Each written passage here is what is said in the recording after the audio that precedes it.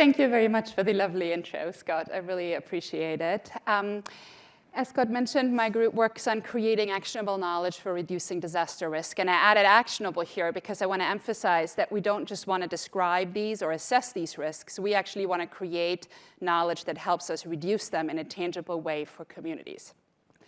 A simpler way of saying the same thing would be to say, we think about nature's mean streak and how to better live with it.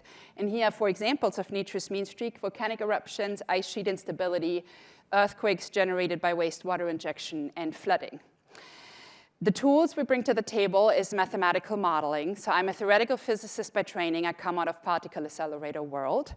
So I spend a lot of my time thinking about fairly idealized problems like this pendulum here in the California Academy of Science, which hopefully most of you have seen. How I can come up with a list of simplifying assumptions to turn this beautiful pendulum into a set of equations that I can solve. Easy, right? Just Newtonian mechanics. Well, nature's mean streak that I just presented to you is also just Newtonian mechanics, but it isn't so easy. And this picture gives you a clue as to why. Notice the convenient fence around this pendulum that shields it from the rest of the world. I certainly do not have a fence like that in any of these, and that presents a problem. I don't know where to start. I don't know where to end. So for example, for glacial instabilities, do I need to model deforming ice crystals? Do I need to go bigger than that? Do I need the glacier? If I have the glacier, do I need the ocean that is warming the glacier?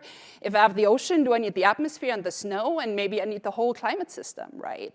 So there's no beginning, there's no end. Also, the pendulum swings beautifully and harmonically from side to side. None of these do that. So I have a volcano that's sitting there for centuries and millennia, seemingly doing nothing. And then it goes kaboom, right? Like, so how on earth can I prepare communities for that? Can I pick it up on data? Can I model it? Like, what to do? And finally, for the bottom picture here, all of these systems are constantly evolving. Climate change has already increased the intensity and frequency of flooding. We're further modifying flooding through existing infrastructure, through old infrastructure that maybe isn't as safe anymore, and of course through human behavior. So when I first encountered these problems, working as a scientific consultant for the United Nations and International Disaster Management, yes, there is a future after particle accelerators, I was completely overwhelmed and frankly a touch disappointed that this super powerful framework of theoretical physics that I'd spent 5 years of my life investing into didn't seem all that powerful out of a sudden, right? Now the good news is that was a couple years ago and I've had some time thinking about this. So let me share some of my insights for an example that is close to home. So here is San Francisco Creek, runs right by Stanford campus. If you go see it, it might actually be dry at this time of year, but it's certainly capable of pretty extreme flooding. And the last big event at San Francisco was the 1998 flood. It started in Pope Chaucer Bridge, or near Pope Chaucer Bridge in the Red Square, where the flood water spilled into the city. Now, the fact that this flood started at Pope Chaucer leads to the idea that maybe what we should do is change this bridge, right? Like widen this bridge, allow more water to pass through, avoid that water spills out. The downside of that idea is also maybe immediately obvious.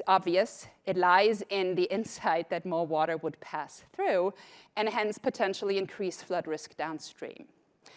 The planning agency for this project, San Francisco Creek Joint Powers Authority, realized this issue and tried really hard and very intentionally to avoid this by first having a first phase of infrastructure updates downstream of 101, where they widened the channel, they increased the flood walls. And yet, during an environmental review of the phase 2 of the infrastructure projects, upstream of 101, the city of East Palo Alto was still concerned that their communities would see an increase in flood risk. And I think part of that concern came from the observation that flood risk was already increasing for them. So here is a recent flood at San Francisco Creek. And they are understandably worried that if we're already seeing this flood risk increase, how would the widening of the bridge further amplify that? And that's where we came in. So we met with the city. They expressed their concerns. The planning agency took these concerns very seriously. They hired an engineering firm to evaluate them. And the engineering firm came back to the city and said, no, we don't think it's a problem, right? And so we were like, that's interesting. So like, serious, well-qualified engineers looked at this, and yet the community is, understandably concerned. So what we did then is look the other way, right? Like, so instead of starting with a problem, start with a model. The model that the engineering firm had used in their evaluation is called HECRAS. It's really the gold standard in flood risk mitigation planning, at least in the US. And what the model does is it splits up the river into individual profiles. You can see two of these profiles here, Pope Chaucer Bridge and the levees downstream. Each profile is shown here as one of those pink lines. And then I have some water that is flowing into the river upstream, and I have a certain water level downstream. And what the model does is try to identify the water level along river. Now, the engineering firm did this for one event, the so-called design event, which in the case of San Francisco is the 1998 flood. And that's commonly what's happening.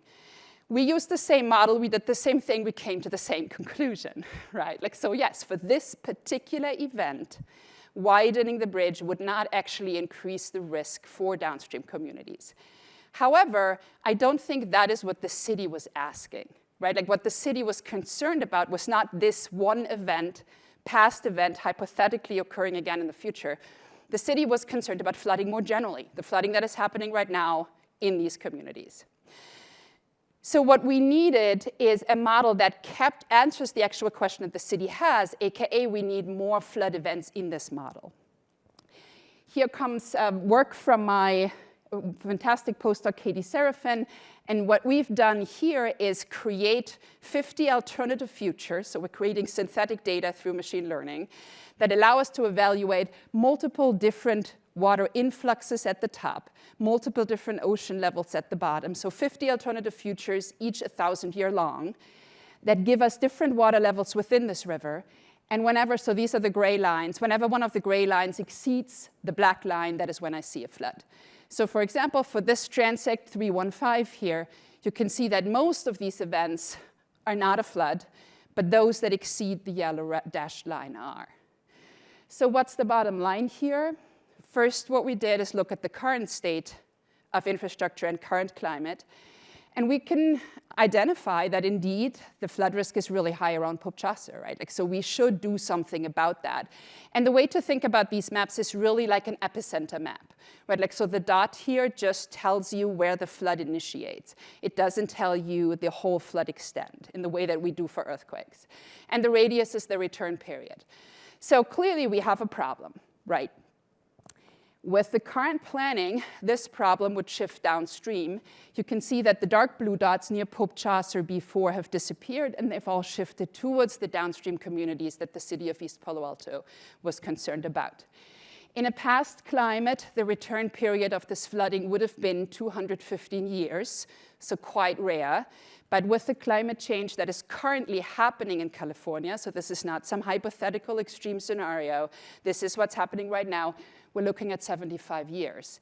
And we are looking at flood risk in a community that has no risk right now, or like very low risk right now. So these households would not be aware of this risk, wouldn't expect it, and wouldn't be ready for it. We presented this to our partners, and in addition to partnering with the city of East Palo Alto, I want to highlight the partnership with the San Francisco Creek Joint Powers Authority, who have really been incredibly supportive of this work. And we presented that, yes, let's use HECRAS, but let's elevate HECRAS slightly through our AI wrapper or probabilistic wrapper, and come up with an answer to the question that the city is really asking, which is, what is the risk of flooding for our communities? And the answer is, there is a risk transfer in the way that the infrastructure was originally planned. I'm very happy to report that this story has a happy end. The planning agency has updated its plans to avoid this precise risk transfer following our assessment. So we were able to elevate the voice of our partners by slightly modifying an existing model. And I think there are two lessons in this project that to me are more general than this particular case. The first one is the importance of partnerships, so definitely +1 on Roz's point, that I think these partnerships are crucial for having an impact, both in terms of defining the problem, but also in terms of being a partner in the decision-making and in the planning process, particularly with the Joint Powers Authority, but also with California water boards. And then the second lesson to me is that a sophisticated model isn't necessarily better. There definitely are more sophisticated models out there than HECRAS in terms of hydrology. My conjecture would be that had we just focused on a more sophisticated model, I doubt that we would have had that impact, because this is the model that is currently being used and decisions are made based on it for particular reasons. So our approach here of like using a model that is already there and elevating that, I think was really one of the reasons that we could make this change and we could have a quantified impact on these households in East Palo Alto. But I don't want to leave you with the impression that sophisticated models have no role to play here, because I do think that there are so many physical processes in disaster risk that we're not yet understanding very well, and I think that holds us back.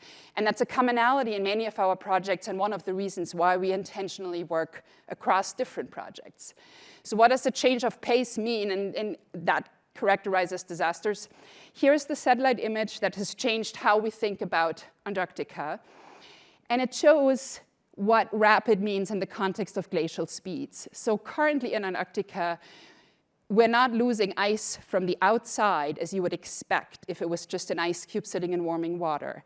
But we're actually losing ice from the inside of the continent through these red artery-like drainage pathways. And it's a logarithmic scale, so some of these move at 1,000 meters per year. Very, very fast for ice. When we zoom in, you see that these are huge. So this is the size of New Hampshire, but also that there's a very sharp transition between the slow-flowing normal glacial ice and these fast arteries. At first, you might think, oh, maybe that's topography, right? Like that's usually how it is in mountain glaciers. The zone of fast motion is defined by the topography underneath. So let me peel back the surface speed, and you will notice that this has not much to do with topography. This is a dynamic transition. It happens within the ice. It's a physical process that causes it. And the physical process is a transition from slow internal deformation that you can see for this mountain glacier, where a friend of mine has hammered some nails into the ice, attached a string, came back a year later, and noticed it moved at 10 centimeters a year. To this, which is Antarctica, this is Taylor Glacier, and you can see that this ice isn't really deforming very much, it's just sliding. And it's sliding along this really complicated interface of till and water. So what we're trying to understand better in this kind of framework is what governs this transition from slow continuous deformation to rapid sliding. And I want to feature the work of some of my fabulous students here. Our approach to this is really piecing together multiple different models. So Emma, for example, is working on sliding that happens within the ice because of a feedback between the deformation and the crystal sizes. So she's very crystal scale focused. Cooper is looking at the role of water on sliding. If I sit on a water slide, I get a whole lot faster. Cooper is doing the equivalent of that for Antarctica. Paul has looked at creating testable predictions of this process for Thwaites Glacier. And then in the subsurface, Ian is thinking about the shear layer and how it evolves with water content, and Neil has thought about the landscape evolution. Now, this flow-to-sliding transition is not just important for ice sheets, it's also important for volcanic systems. So here you actually see a similar difference in the time scale, a five order of magnitude speed up between slow oozing lava flows and these dramatic lava fountains. And the way we're capturing that is by looking at conduits and where the flow-to-sliding transition emerges naturally from just the way that the crystals rearrange in this. So what gives you the transition from flow to sliding here is really that the crystals dynamically bunch up in one part of the conduit. And then you can see this dynamic interface forming right here.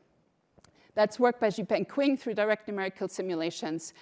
We're also working very hard to make our models testable, and for that we have some crystal scale models that Michelle and Zihan worked on, because some of the best data we have for these kinds of systems really are at the crystalline scale. And with that, I want to leave you on a quote that I really like, right? Like, so one question I've been wrestling with for the last 2 decades is, what's the role of math in this? Outsiders see mathematics as a cold, formal, logical, mechanical, and monolithic process of sheer intellection. We argue that insofar as it is successful, mathematics is a social, informal, intuitive, organic human process, a community project. That resonates a lot with me. That's how we try to use it in this space, and I think that's how it can have a really meaningful impact for communities around the world. Thank you so much with the sigma group, sigma for the stress tensor and the momentum equations, but also sigma for the variance.